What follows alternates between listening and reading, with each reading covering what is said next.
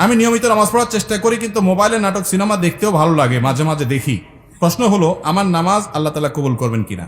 মৃত ব্যক্তি যদি কোনো দেনাপানা থাকে, সেটা কি তার জন্য জানাজার পূর্বে মিটিয়ে দিতে হবে? ফজরের নামাজ জামাতে আদায় করতে না পারলে ওই সময় বাড়িতে আদায় করা সম্পর্কে জানতে চাই।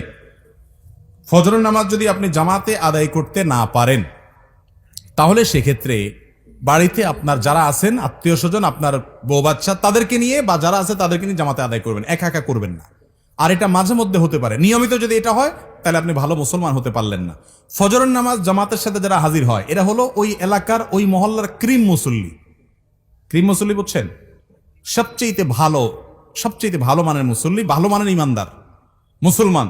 যে মুসলমান ফজরের নামাজে হাজির হয়, যে মুসলমান অন্য ওয়াক্তে হাজির হয়, ফজরে হাজির হয় না, বুঝতে হবে এই মুসলমানে কি আছে, ভেজাল আছে।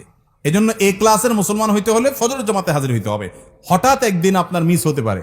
এখন রাত 12টা পর্যন্ত যদি মোবাইল আর ফেসবুক টিপাটিপি করেন, তাহলে ফজর নামাজ চাইলেও জামাতে পড়তে পারবেন না। এই জন্য আগে আগে ঘুমাইতে হবে। আগে ঘুমানো স্বাস্থ্যের জন্য উপযোগী, সুন্নাহ সম্মত। দেরি করবেন না। মোবাইল টিপাটিপি করেন, দিনের বেলায় করেন। শয়তান দেখবেন মোবাইল টিপার মধ্যে সবচেয়ে বেশি মজাটা দেয় রাতে, ঠিক না? বিশেষ করে বিছানায় শুইবেন আর মোবাইলটা একটু আধা ঘন্টা 1 ঘন্টা টিপবেন না, এটা তো হতেই পারে না, ঠিক না ভাই? ঠিক। মোবাইলে মোনাজাত ধরে, মোনাজাত বুঝেন, এইভাবে 2 হাত দিয়ে ধরা মোনাজাতের মতোই তো। এরপরে টিপতে স্ক্রল করতেছেন, কোথায় যাচ্ছেন, কি খুঁজতেছেন নিজেও জানেন না, আঙ্গুল খাওয়ার অবস্থা ঘষতে, ঠিক না? এই যে রাতে বেশি মজা লাগে মোবাইল টিপতে, কারণ ইবলিসের টার্গেট হলো, তার প্ল্যান হলো, তার মিশন হলো আপনার ফজরটা ধ্বংস করা। সেজন্য রাত্রে যদি যত দেরি করে শোয়াইতে পারে সে আপনাকে, তত তার উপকার। আপনি ভোর রাতে উঠতে পারবেন না, কষ্ট হবে। এজন্য রাতে তাড়াতাড়ি শুইতে হবে। ফজর নামাজ কখনো মিস হয়ে গেলে বাসায় যারা আছে তাদেরকে নিয়ে জামাতের সাথে নামাজ পড়বেন, একা পড়বেন না। কারণ জামাতের সাথে নামাজ পড়লে একা নামাজ পড়তে 27 গুণ বেশি সওয়াব হয়। আপনি একটা জিনিস 1 টাকা দিয়ে যদি 27 টাকার সুবিধা পান, আপনি সেটা ছাড়বেন কোনোদিন? তাহলে জামাতে নামাজ ছাড়া একা কিভাবে নামাজ পড়া হতে পারে? এই চেষ্টা আমাদের থাকতে হবে। মৃত ব্যক্তি যদি কোনো দেনাপানা থাকে, সেটা কি তার জন্য জানাজার পূর্বে মিটিয়ে দিতে হবে? মৃত ব্যক্তির কোনো দেনা পাওনা থাকলে সেটা মিটাতে হবে, পাওনাদারের পাওনা পরিশোধ করতে হবে। জানাজার আগেই করতে হবে এমন বাধ্যবাধকতা নাই। অনেক সময় দেখা যায় পাওনাদার দূরে আছে বা এই মুহূর্তে মিটমাট করা সম্ভব নয়, তাহলে আপনি লাশ দাফন করার পরে করলেন হবে, কিন্তু আপনি যদি আগে করতে পারেন, সেই সুযোগ থাকে, অবশ্যই আগে করবেন। আর পরে করলেও আদায় হবে, কিন্তু এটা করতে হবে। অনেক সময় দেখা যায় একটা মানুষ মারা গেছেন, তার দেনা আছে, দোকানে বাকি আছে, এগুলো দেওয়ার খবর নাই, 40 খাওয়া নিয়ে টানাটানি, ঠিক না ভাই? ঠিক। যেটা ফরজ সেটার খবর নেই, যেটা শরীয়ত করতে বলেছে সেটা করে না, যেটা করতে বলে নাই সেটা নিয়ে টানাটানি। আপনার বাবা মারা গেছেন, উনি দেনাদার, পাওনাদারের কাছে ওনার পাওনা আছে, উনি ঝুলে আছেন, আল্লাহর কাছে পাকড়াও, কারণ পাওনাদারের পাওনা আছে, সেটা দেওয়ার খবর নাই। আপনি ওই মানুষ খাওয়ায় বেড়াচ্ছেন। মানুষ খাওয়ানো গুরুত্বপূর্ণ না পাওনাদারের পাওনা পরিশোধ করা গুরুত্বপূর্ণ? তার রূহ ঝুলে থাকে যে ব্যক্তি পাওনাদারের পাওনা পরিশোধ করা ছাড়া মৃত্যুবরণ করে। শরীয়তের নির্দেশ হলো কোনো মানুষ মারা যাওয়ার পরে তার সম্পদ থেকে সর্বপ্রথম কাজ হলো পাওনাদারের পাওনা দেওয়া। এরপরে তিনি ওসিয়ত করলে সেটা পূরণ করা, তারপরে বাকিটা তার ওয়ারিসদের মধ্যে বন্টন হবে। এখন আমাদের ওইগুলোর কোনো খোঁজ খবর নাই, যেটা শরীয়তে বলে নাই ওইটাকে সবচেয়ে গুরুত্ব দিয়ে করি। আল্লাহ আমাদেরকে বোঝার তৌফিক দান করুন। আমার বিদ্যালয়ে নামাজ পড়ার কোনো ব্যবস্থা নাই, নামাজের জন্য কোনো নির্দিষ্ট সময় দেওয়া হয় না, এবং এই স্কুল এই পড়ালেখার স্বনামধন্য প্রতিষ্ঠান, বেশিরভাগ ছাত্র মুসলিম। এক্ষেত্রে আমাদের করণীয় কি? কোন শিক্ষা প্রতিষ্ঠান বেশিরভাগ ছাত্ররা মুসলিম হলে তাদেরকে নামাজ পড়তে না দিলে এই শিক্ষা প্রতিষ্ঠানের লোকেরা তাদের সাংবিধানিক অধিকার নষ্ট করছে, আমি মনে করি। কারণ একজন মুসলমান তার নামাজ পড়ার অধিকার তার সংবিধান তাকে দিয়েছে না, দেয়নি? আর সংবিধান দেখার না দেখে একজন মুসলমানের এটা রাইট যে তার নামাজ সে পড়বে, সালাত আদায় করবে। সালাত আদায় করার জন্য কত মিনিট সময় লাগে? সালাতের সুযোগ না দেওয়া, এটা ইসলাম বিদ্বেষী মনোভাব ছাড়া আর কিছু হতে পারে না।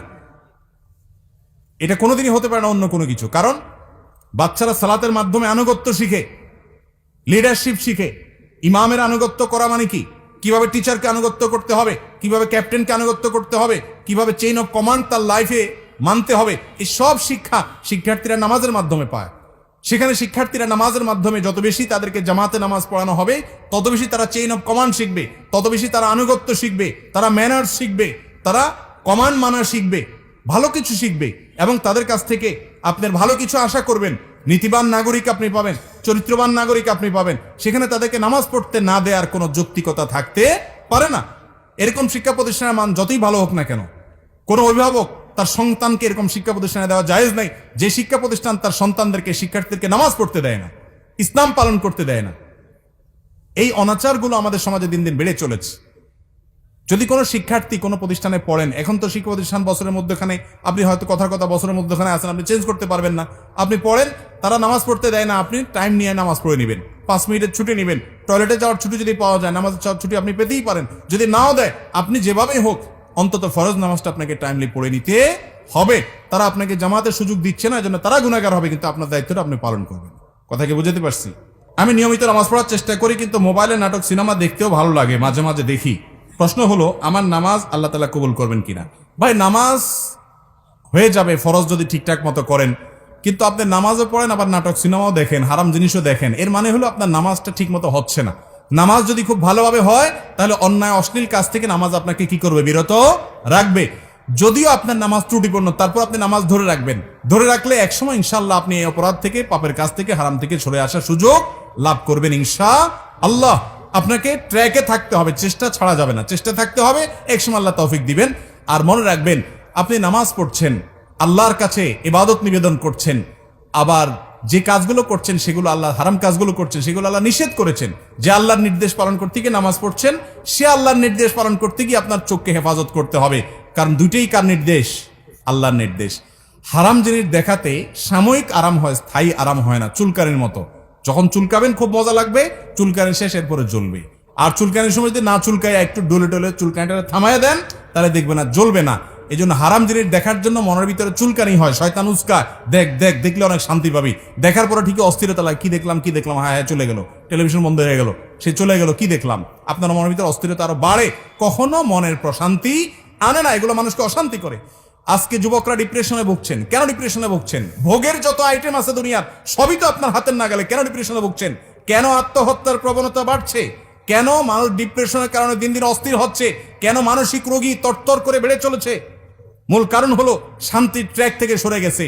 শান্তি ভোগের মধ্যে নাই, শান্তি নাটক সিনেমায় বুধ হওয়ার মধ্যে নাই, শান্তি মাদকের বোতল হাতে নেওয়ার মধ্যে নাই, শান্তি জেনার মধ্যে নাই, শান্তি চোখের জেনার মধ্যে নাই, শান্তি দুনিয়াতে ভোগ আনন্দের মধ্যে নাই।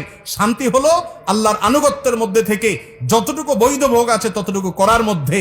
যে ব্যক্তি বিবাহের মাধ্যমে তার যৌন চাহিদাকে পূরণ করে এবং হালাল পথ ছাড়া হারাম পথে যায় না, আল্লাহ তাআলা তাকে শান্তি দেন। যে অশান্তির পথে যায়, হারাম পথে যায়, অবৈধ পথে যায়, আল্লাহ তাআলা তাকে শান্তি দেয় না। এই জন্য একের পর এক দেখবেন চেঞ্জ করতে থাকে তার লাইফ পার্টনার, কিন্তু শান্তি কোথাও পায় না, ডিপ্রেশনে ভুগতে থাকে। আল্লাহর কসম, এই দুনিয়াতে ভোগে আল্লাহ শান্তি রাখেন নাই, ত্যাগেই শান্তি রেখেছেন, আল্লাহর নির্দেশ মানার মধ্যে শান্তি রেখেছেন। আল্লাহ বিযিকরিল্লাহি তাতমাইন্নুল কুলুব। যুবকরা শান্তি পাচ্ছেন না, ডিপ্রেশনে ভুগছেন, আল্লাহর ছায়াতলে আসেন।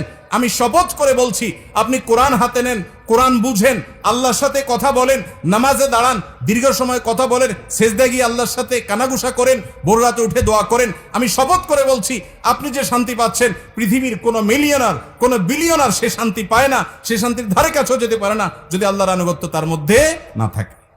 চেষ্টা করবো না ইনশাআল্লাহ? আল্লাহ তাআলা আমাদেরকে আমলের তৌফিক দান করুন।